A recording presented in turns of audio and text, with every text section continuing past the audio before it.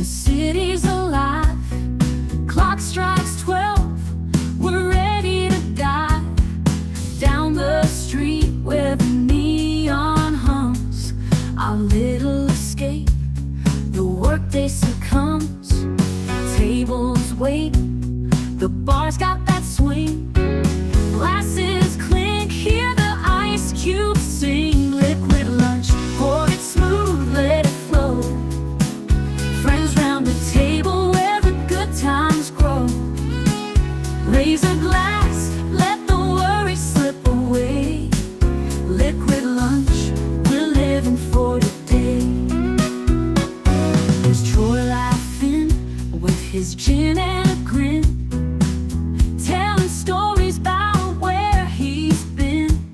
Boomer's got whiskey, he's loosening his tie, chasing dreams under a midday sky. The bartender knows us, he's mixing with flair. Every sip's a moment we're happy to share. Liquid lunch, pour it smooth, let it flow. Friends round the table where the good times grow. Raise a glass, let the worry slip away. Liquid lunch, we're living for the day. The clock don't matter, we're lost in the vibe. Jazz in the air, feel the soul come alive. From martinis to bourbon, we're riding the wave. Stealing this hour, it's the freedom we crave.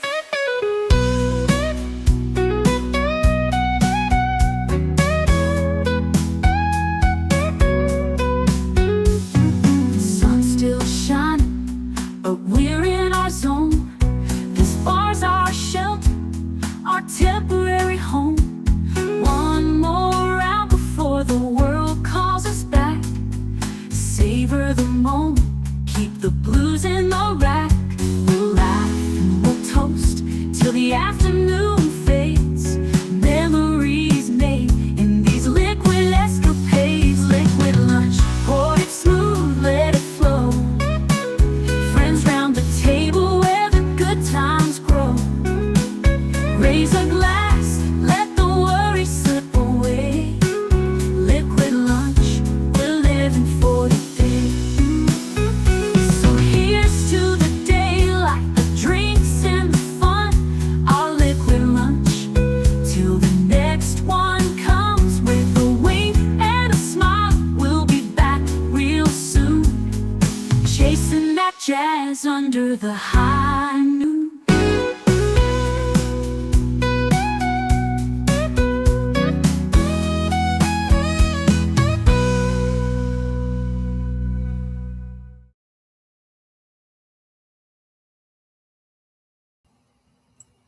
Va salute and happy Boxing Day to those of you that observe it. Good to see you all.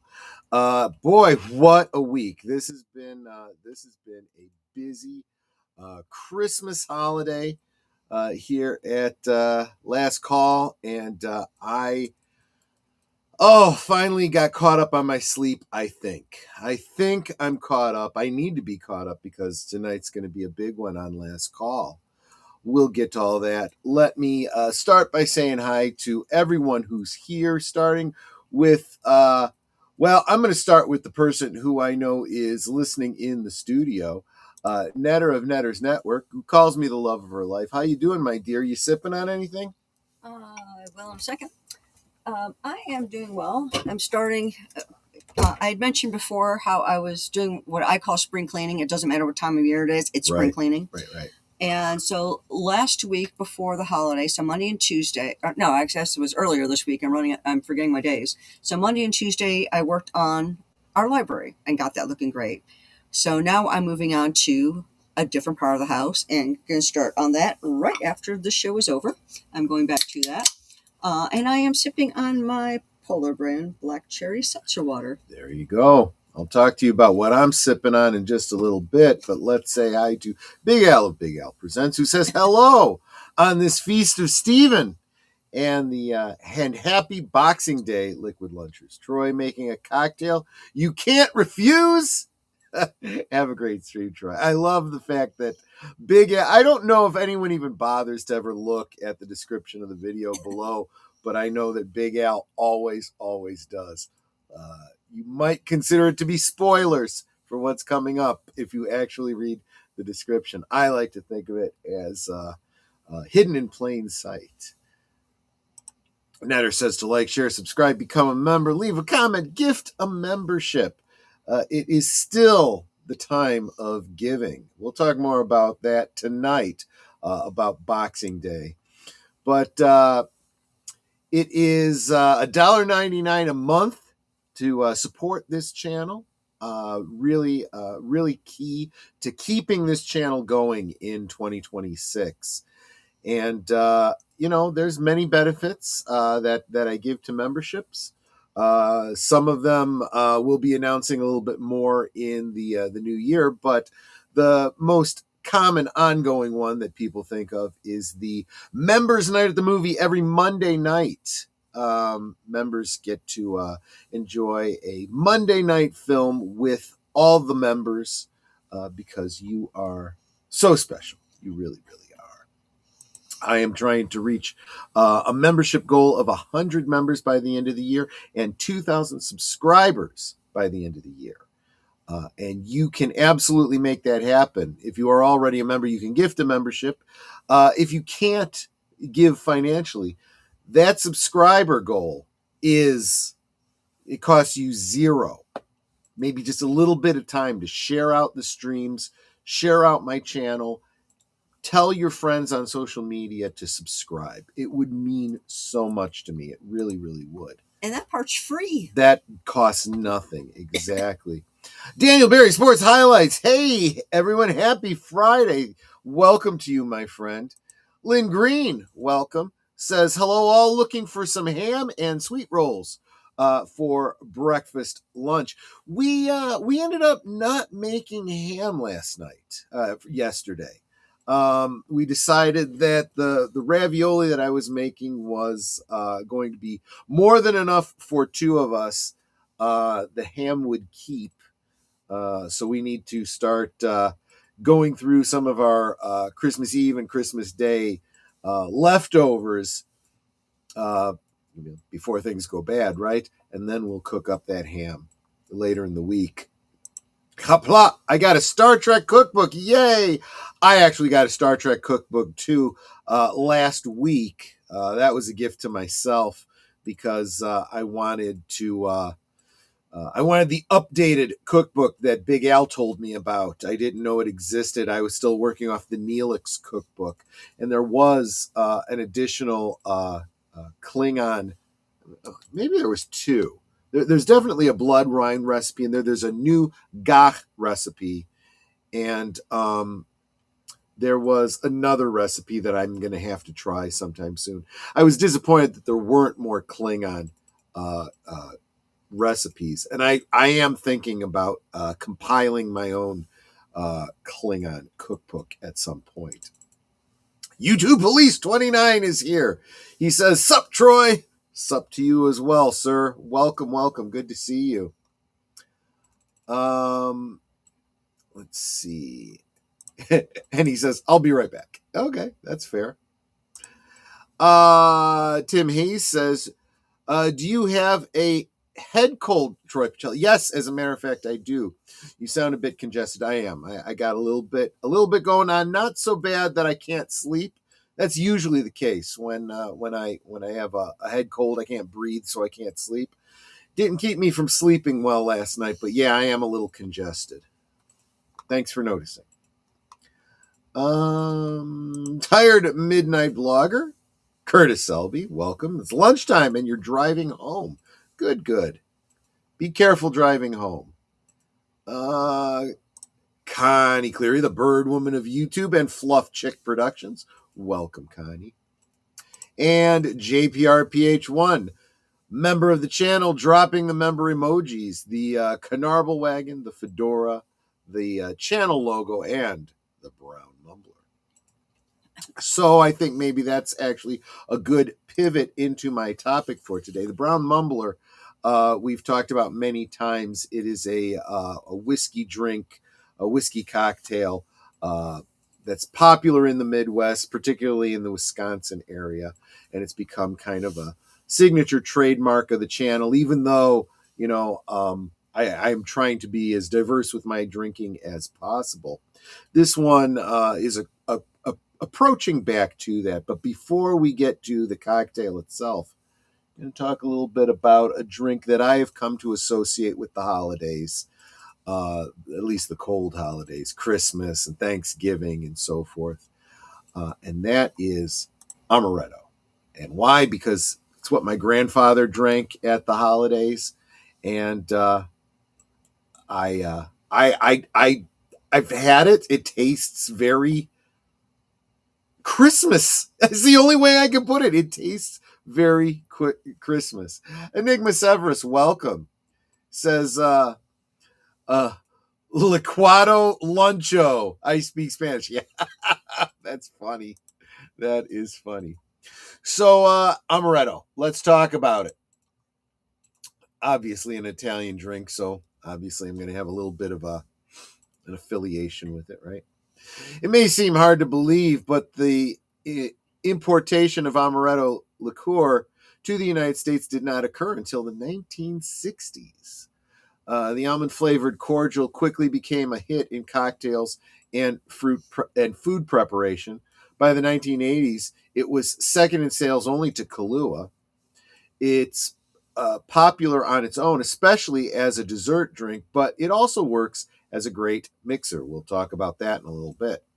Many people have been known to add it to their coffee. Yep, my grandfather did that. While it's known that the drink was made in Italy, pinning down its exact origin story can be tricky. You notice a recurring theme in these histories? Two different families claim responsibility for the cordial, with both having equally interesting stories to back up their claim. Before trying one of the many ways to drink it, including in amaretto cocktails, learn a little bit more about it. Okay, that's fair. It's an almond-flavored cordial created in Serrano, Italy in 1851. It was created by the same family that made the Lazzaroni amaretto cookies, which I also happen to like very much. Amaretto is a liqueur with an almond flavor, but surprisingly, it may or may not contain almonds. The standard base for the liqueur is primarily made from either apricot pits or almonds, or both. The drink, like many other alcohols, may contain any number of added spices and flavorings. The original version was made in Serrano, Italy. Amaretto is Italian for a little bitter. There we go. The Lazzaroni family of Serrano, Italy, claims the title as the inventors of amaretto. They invented the Lazzaroni amaretto cookies around 1786 for the king of the region. Then, in 1851, they created the amaretto liqueur, which consisted of an infusion of their cookies with a little caramel for color. Another legend from the Reina family, who formerly worked for the Lazzaroni family, tells of amaretto being created by a widow who posed for Renaissance painter Bernardino, Luini in 1525. The widow fell in love with the painter and made her amaretto potion for him. Her original recipe has purportedly been handed down from generation to generation without change and is currently marketed as Di Serrano original liqueur. While amaretto cookies are probably the most famous dish made with this cordial, it's actually got many uses in the kitchen. If you enjoy its bitter, slightly nutty flavor, amaretto can actually make a great addition to many dishes. that you wouldn't necessarily expect. You can add it to pancake batter. Well, that actually sounds like a good idea. To make the flavor richer.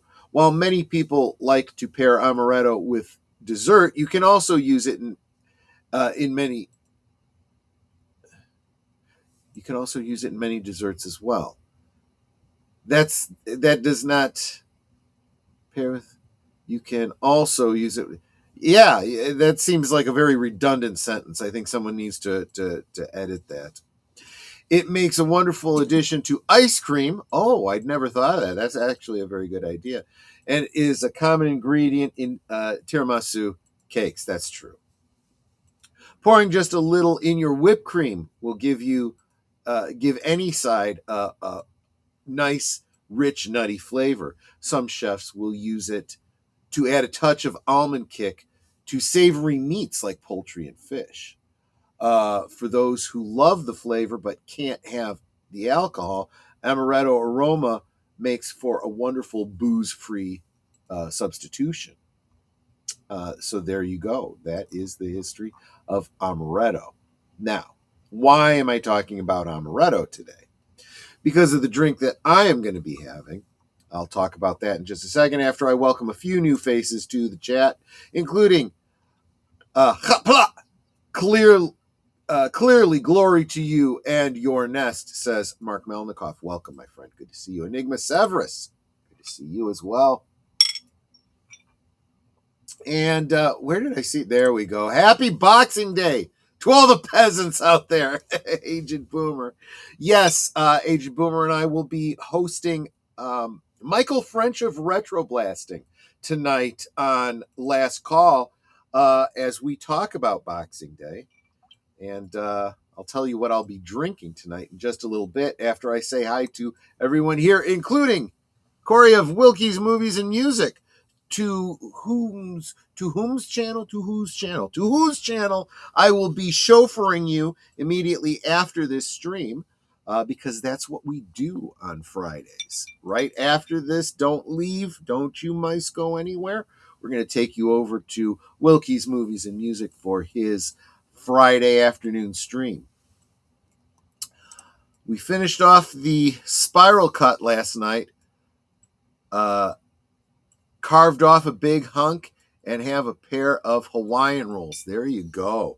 There you go. Maybe a little bit of pineapple with that. Or, you know, if it was my house, what we'd probably end up doing is chopping that ham up into little tiny cubes and turning it into a hash with a fried egg on top of it. Ended up a little overdone, but still delicious. Yeah, I'm still, all these years, still finding out that I really have to be careful with my oven. It tends to cook hotter and faster than I feel like it should.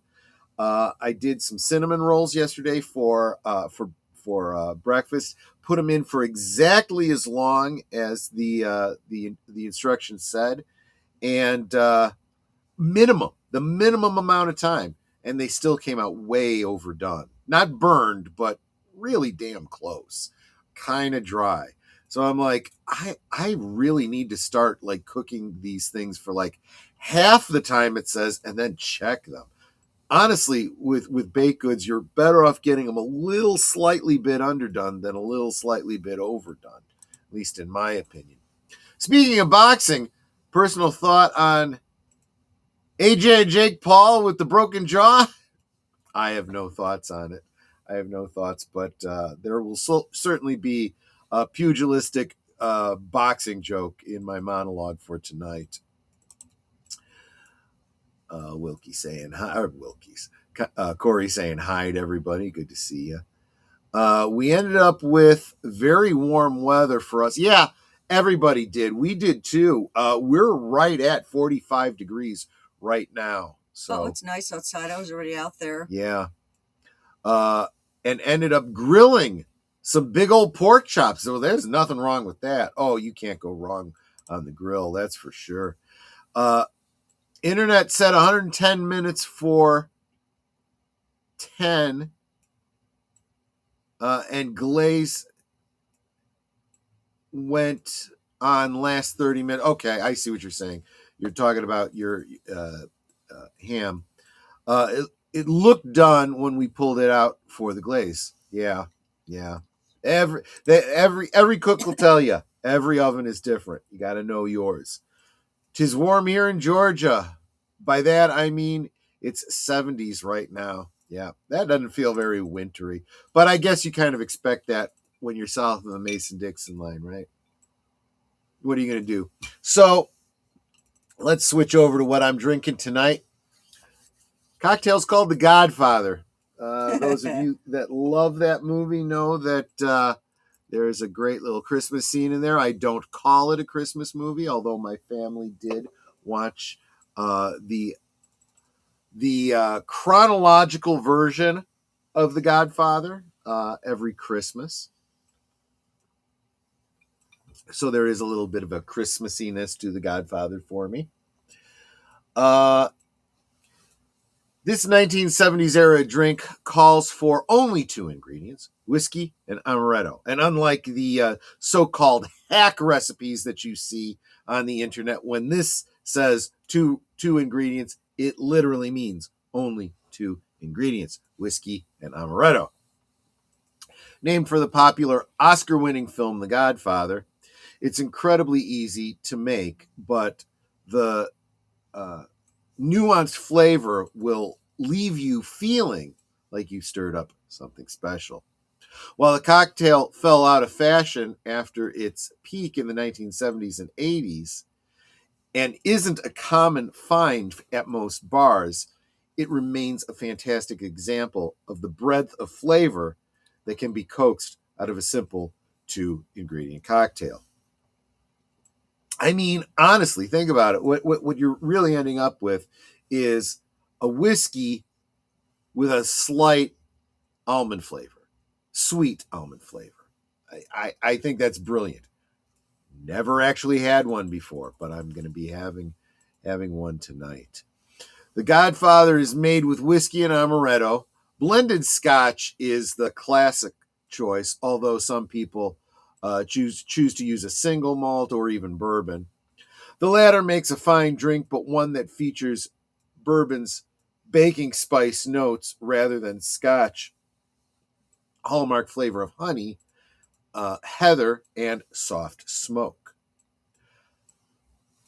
Amaretto is an Italian liqueur that's made from almonds and some stone fruit pits. It's sweet on its own and a fine addition to cocktails.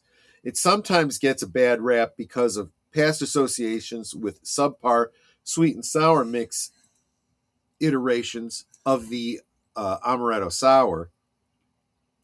I've had an amaretto sour. It all depends on how you make it. We'll talk about that probably another day. But when mixed properly with quality ingredients, amaretto is a great asset to your home bar. Absolutely. I sometimes drink it just as a little sipper, for dessert or just to relax. In this case, the almond-flavored liqueur softens the whiskey, but doesn't mask it. What you're left with is a whiskey-flavored drink that you can sip slowly. Look at that. With a giant ice cube in it. You guys know I normally don't go in for an ice cube, but since we're softening the whiskey with the amaretto, I'm kind of not entirely opposed to a giant ice cube that'll melt slowly. Just a slight splash of water. How to make a Godfather is really actually quite simple. The Godfather is often made with equal parts, which makes a tasty, albeit sweeter drink. But this version comes from writer Michael Deitch. Deitch? I don't know German. Deitch? Okay. And his book, Whiskey, A Spirited Story, with 75 classic and original cocktails. Deitch dials down the sweetness significantly by using amaretto as an accent rather than as an equal player. The result is a drier, boozier cocktail that keeps the focus on the whiskey. Give this recipe a try or tweak the ratio. per your preference. With just 2 ingredients, it's easy to experiment and find the version you like best. I will probably try several different ratios throughout tonight. There you go. Ingredients: 2 ounces blended scotch or bourbon and 1/4 ounce of amaretto. I think I'll start with that and then maybe start raising the amaretto as the night goes on. Or do I do it the other way around? No, I want to be able to make it through the whole stream tonight. We got a guest. I got to be good.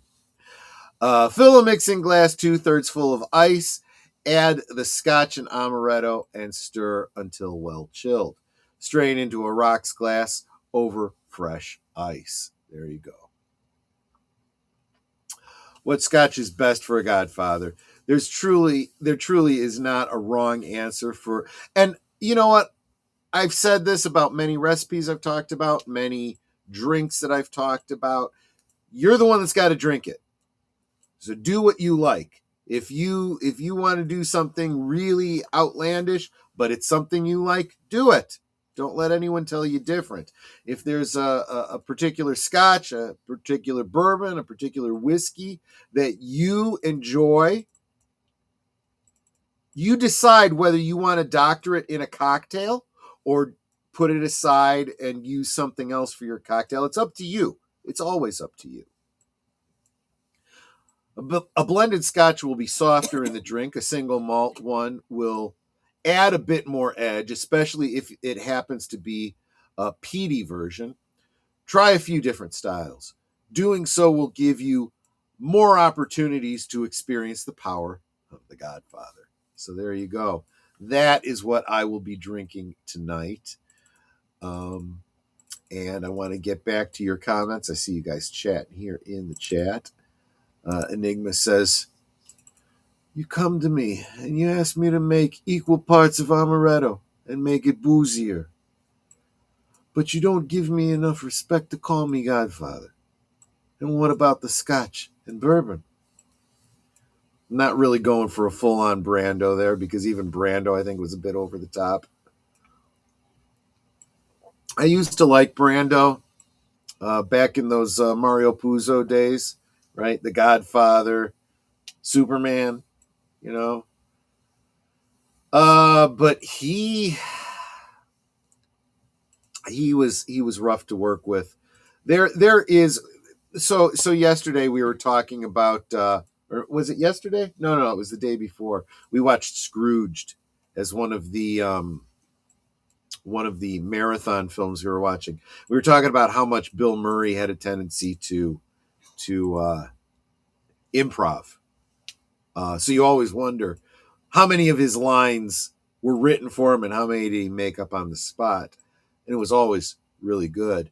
I've seen a lot more outtakes from Ghostbusters than any other Bill Murray film. And so I've seen a bunch of those different versions of different lines that we could have gotten.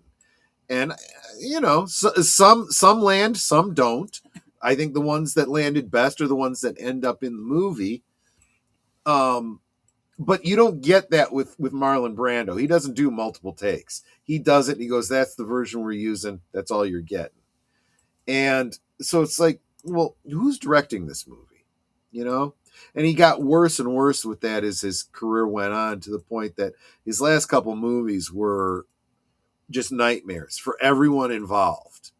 And I'm sorry, that's just unprofessional. It really is. It's really hard for me to respect somebody who's like that. You know? That's not a genius. That's an insane person. You know? Just my opinion. No, honey, that's a Karen. Well, yeah. A diva, in this case. But, yeah, so I would love to know what everyone else is planning on sipping on tonight. If anything, you don't have to be necessarily having an adult beverage. Just stay hydrated. Go see Song Sung Blue. It's great. I have heard. I saw a still from the movie, and I swear I thought it was actually Neil Diamond. Turns out it's not Neil Diamond playing himself. I find that to be very, very impressive.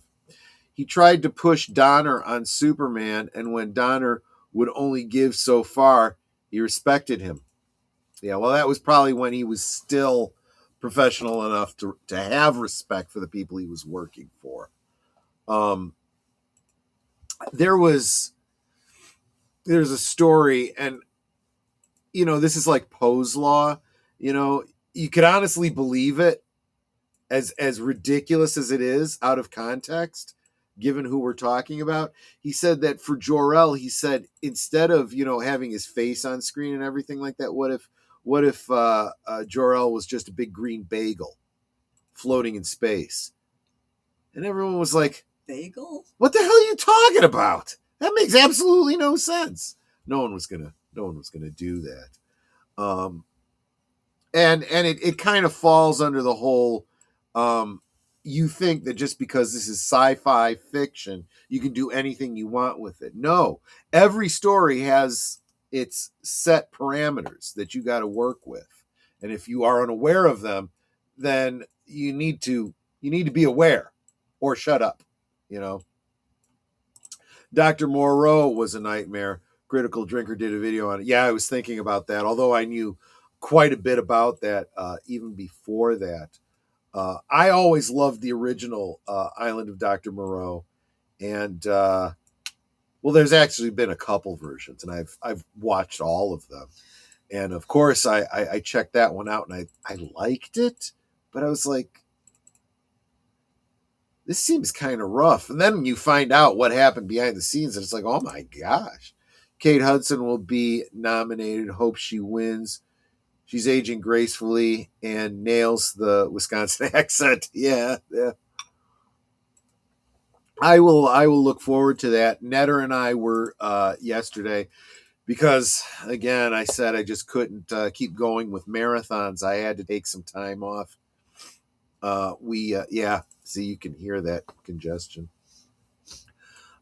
We got caught up on the second episode of Fallout for the season, and we were just going to watch one episode of Stranger Things, but they end on these cliffhangers, and it's like, you want to watch another one? She's like, you're the one who's tired. If you want to watch another one, we'll watch another. We ended up watching all 3 of the episodes that dropped. The last one went so quick. I'm like, and I looked, it was over an hour. It just seemed like it went by so quickly. I haven't been doing reviews of any of this stuff, just basically sharing what I've been watching and saying whether I liked it or not. I will say this. I think that in the next couple days, you're going to start seeing people reviewing the last few episodes of Stranger Things. And I think there are some reviewers out there in our sphere that might be a bit harsh on it, claiming that they are, doubling down on the DEI and, the inclusion and the blah, blah, blah, and this and that. And I understand why they would. There are, minor spoiler, but I think if you've been following the shows, you kind of knew where they were going with it. 2 gay characters, not like together because they're opposite genders, so they wouldn't, you know what I'm talking about. But having grown up in the 80s, that was really the time when people who identified as gay or whatever, or lived a gay lifestyle, were just starting to kind of feel like they could come out of the closet and so forth. And I felt like in addressing that cultural touchstone, which is as much a cultural touchstone as Dungeons and Dragons and the music and everything else that they've infused into this, I think this is kind of an appropriate way to do a story like this. I'm not too bothered by it. And I think it's probably the least preachy and most respectful way of dealing with these storylines that I've seen in the past decade. So, I'm not really too bothered by it. what I'm also going to say is it doesn't infringe on any character development of other characters that you would be bothered by it. You know what I'm saying? And also, these are original characters created by the Duffer Brothers for this series. They can do whatever they want with them. And who's to say boo? It's who these characters are. We just, don't get the reveal until we get the reveals, right? It's not like they're taking an established franchise and saying, well, now so-and-so is going to be gay. They've been gay all along, and you just didn't know it. And you're like, bull crap. They weren't gay before you came along. Just saying, It's so addicting when you get hooked on episodes. Same happened to me with Wednesday. Yeah, we kind of felt the same way about Wednesday, which we talked about when those were fresher. I'm not trying to get you on a rabbit hole. I'm just saying the last ones. I also did that with Chad Powers. What's Chad Powers? I don't know that one. Gave Stranger Things 4 episode. Gave Stranger Things 4 episodes and never watched it again. I'm sorry, Joe. Your mileage may vary. We watched it from the beginning, and it's true that not all seasons ring. Some are better than others, but I do feel like this is building up to a good climactic ending. Yeah, I was debating whether or not to use that turn of phrase, but yeah, I do think it's leading up to a good resolution, and I want to see where it goes. There is a temptation to, against all logic and reason, assume there will be a happy ending, but if they go for the tragic ending, some series have done. Oh yeah, and it was like, oh wow, no one's ever done that before. Mm-hmm. This could be an intense one, and I think it's more likely to be a happy ending provisionally, depending on whose perspective you're putting on this. Yeah, who you're cheering for and all. Let me put it this way: all the main characters could be killed off, and you could have a happy ending in that the world doesn't end. I mean, so I hear the women are all girl bosses, and the gay. Yeah, no, I don't get that at all. Everybody in this show has their moments of badassery and real weakness, and all of them go through heroes' journeys.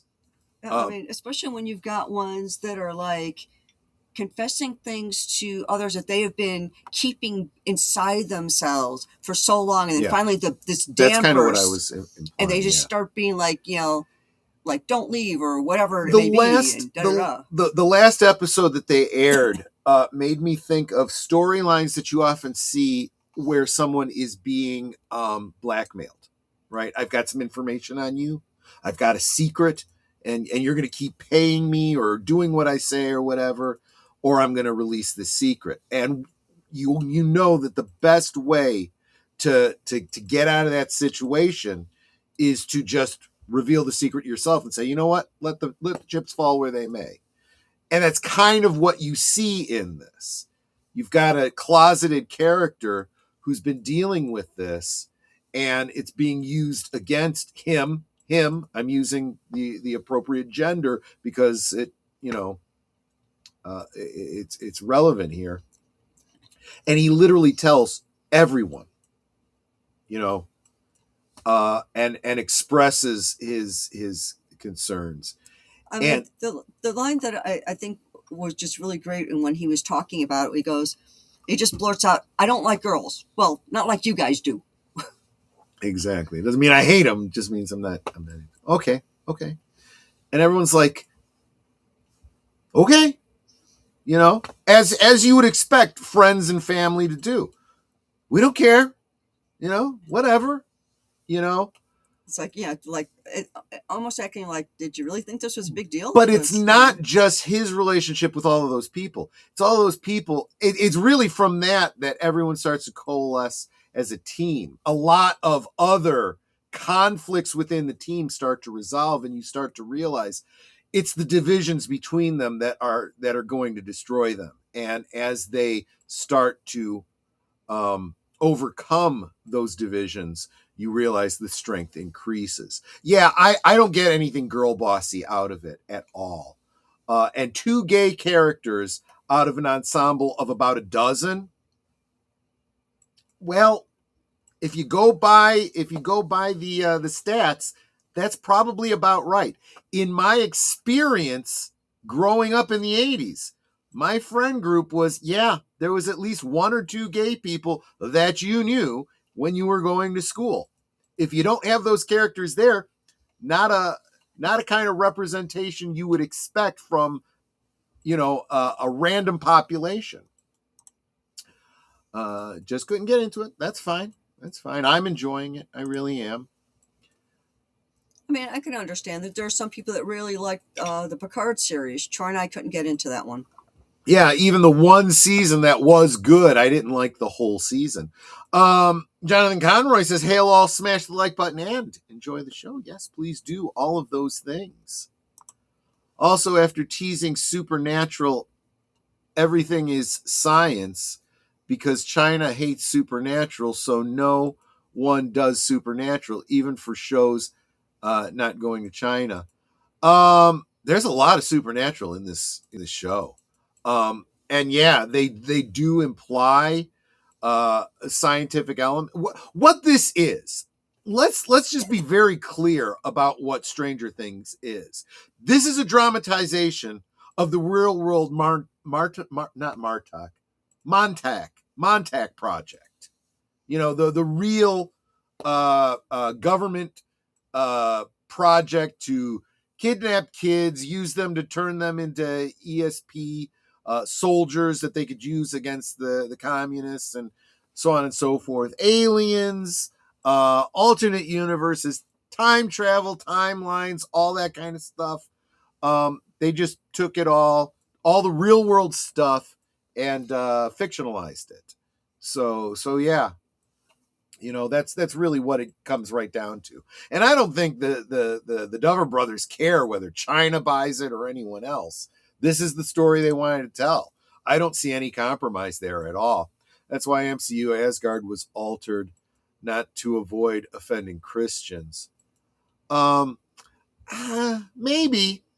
I also saw so much of the Ultimates comic line in the movies.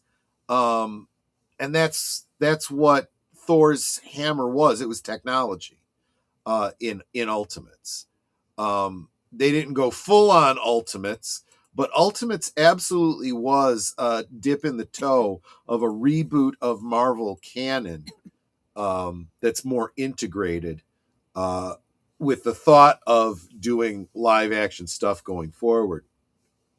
You compare the Ultimates comics to the to what we got in the movies, the whole story about Sam Jackson's casting and all that kind of stuff. I find it impossible to believe that that's not what they were planning. Chad Powers is an Amazon One or Hulu, one of those, and it plays off of a joke Eli Manning did to prank a college team. Now they made it a show. Okay, I'll look into it. Hulu probably, because I have Prime. I surf the high seas for the other stuff, yeah. For Stranger Things, Steve is the best, probably the best story arc. Which one is Steve? I think he's the good-looking one with the dark hair. It looks like Brandon Fraser. Was he the one that was in the melty room with the girl, no, or the one that was rescuing with the kid, the short kid that got beat up? Okay, so the good-looking hair as opposed to the kind of shaggy hair. Yeah. Okay. Glenn Powell, based on a prank by Elon. Yeah. college football tryout. Gotcha.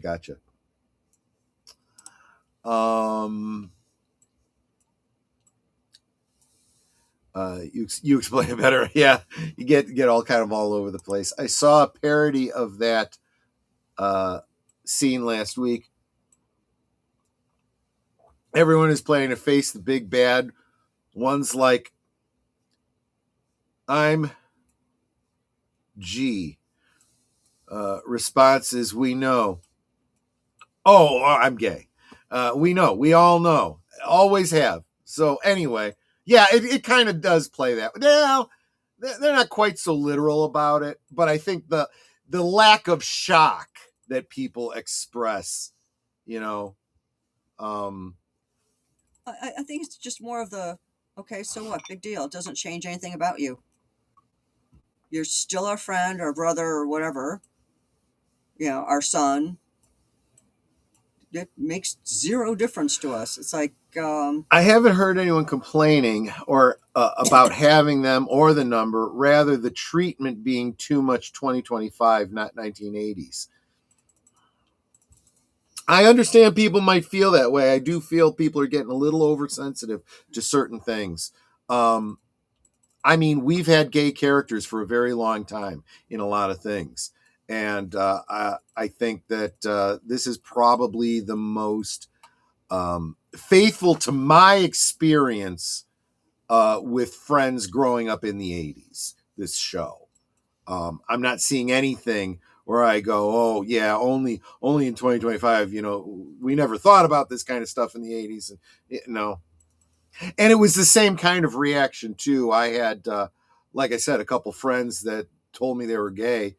Well, doesn't affect me any, it's not like I'm trying to date you or you're trying to date me. So as long as you're not Christian on me, I have no problem with it. Because I'm sorry, I can't return those feelings. I refuse to pay for Netflix. Well, I didn't say I was paying for Netflix. Phase 1 and 2 was a mix of Ultimates and the best of 616. That's what I'm saying, and that's what I wish it would have stayed. I think that after certain people left Marvel, the people that took over had no understanding even of what the Ultimates was. So they just use the comics as a shield for the things they want to do. They pick and choose the things they want to do and say, see, it's comic accurate. We did a comic about it, and you're like, yeah, you're drawing from the all new, all different Marvel that didn't sell, that nobody liked, which has nothing to do with the Ultimates, which has nothing to do with 616, which is what people loved. You don't understand that not all comic book stories are made equal, right? And the naming of the Spider-Man movies is peak deafness for these people. The Clone Saga, essentially. Think about that. One More Day. You people are clueless, the very limited and individual Christian. As a very limited and individual Christian, I was not offended whatsoever. I would argue that if Christians are offended by fictional works, they are pretty limited in Christian living. Fair. Stage 4 and 5 was all new 2015. Yes, exactly right. I meant that not calling them gods wasn't about that. It was about it would have been before. Okay. I learned in the last year that the man behind the gay jokes in Monty Python, Graham Chapman, actually was gay. Yes. Most of the best gay jokes I've heard throughout my life have been told to me by gay people. Well, gay men. The gay women I knew never really joked about, well, anything. But yes, absolutely right. Absolutely. Graham Chapman, man, he was a genius. Actually, I should be fair. Everybody in the Monty Python troupe was comical geniuses. They really, really were. It's funny because there was this period in the 80s where a lot of Americans had this sense of British comedy, right? I don't get British comedy, right? And they would point to things like Monty Python. Well, watching Monty Python, it's not just British comedy, it's absurdism. A lot of it was absurdism. It doesn't make any sense. It's not supposed to make any sense. You know, it's just off the wall kind of stuff, just stream of consciousness. Now, admittedly, they did make some jokes that you either had to be British or specifically British of the time to get. They made political jokes. They made cultural jokes that you would only get if you were British and understood the politics of what was going on in Britain at the time. So if kids in Britain were to watch Monty Python today, there's a lot of jokes they wouldn't get because they wouldn't understand the political and historical references that were being made. And it's like, who's that guy they were talking about? Oh, he was the prime minister at the time. Right. You know? Well, she was. Yeah, that would be a pretty egregious one, but yes, that exact thing. It's like if you were to watch a Woody Allen film today, you know, I think a lot of the kids would not know who Howard Cosell was, you know, and why, you know, so the jokes in Bananas would not land. I think it's even possible that people wouldn't get Playboy jokes, the idea of a gatefold centerfold, right? Because everything's on the internet these days. So I found that the best racial jokes come from the, in quotes, targets. Yeah. You know, who made the best black jokes? Eddie Murphy, right? They know the truth. Actually, I can't remember if it was Eddie Murphy or if it was another. There was also the Wayan brothers. Well, the Wayan brothers, sure. But there was a stand-up comedian I remember who made a racial joke that obviously they could get away with because they were the demographic, right? And he looks out and he says, well, you know, the funniest thing here is I look out and I see all the white people and they all want to laugh, but they're afraid to laugh. I give you permission to laugh, okay? You can borrow my black card to laugh tonight, okay? Half the sketches ended with a constable stopping the bit from being too silly because they had no ending. Yeah, they had no ending. It would just keep going and going if they didn't get stopped. My nephew enjoyed Animaniacs despite seeing it 20 years later. Yes, Animaniacs was another one that was a brilliant blending of pop cultural references that would go over the heads of people watching it now and just goofy, silly slapstick stuff that anybody could laugh at, which is what made it great for kids and adults. Adults would get a whole bunch of jokes that the kids would not get and should not get, right? Some of those, you know, like I said, they end up becoming kind of dated sometimes. I know the Howard Cosell thing from my father. Monday Night Football was pretty big back then. Yeah. This is Howard Cosell, and we're going to be watching Sunday Night Football. It will be exciting.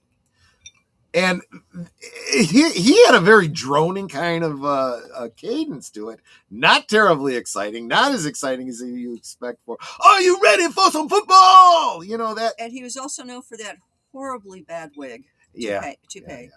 So the joke in Sleepers, where the scientist is talking to Woody Allen, who's been taken out of cryogenics after, you know, hundreds of years, showing him different artifacts from the 20th century. Can you please explain these to us? And he gets to the last one, which is a videotape recording of Howard Cosell. And he said, this one completely has us baffled. We don't understand exactly what this is. Our going theory is that this is a recording played for the criminals in your prisons as a punishment for their crimes. And Woody Allen just looks at it and goes, yes, that's exactly what that is. Yes.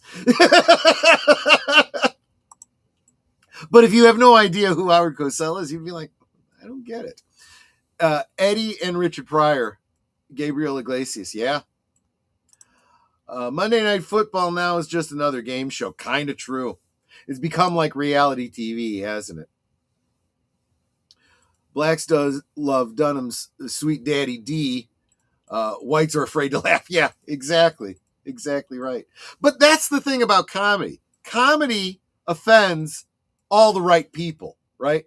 And the people that you think should be offended by it think it's hysterical. That's how you know it's successful. Like there's this one comedian. He's a very large Hispanic man. He goes by the name of Fluffy. Mm-hmm. And he tells not only Hispanic jokes, but he tells fat jokes. Fat jokes, yeah. And he basically talks about himself, about how fat he is and all this. And he's trying to do X, Y, Z. And because he's so fat, he can't really do it.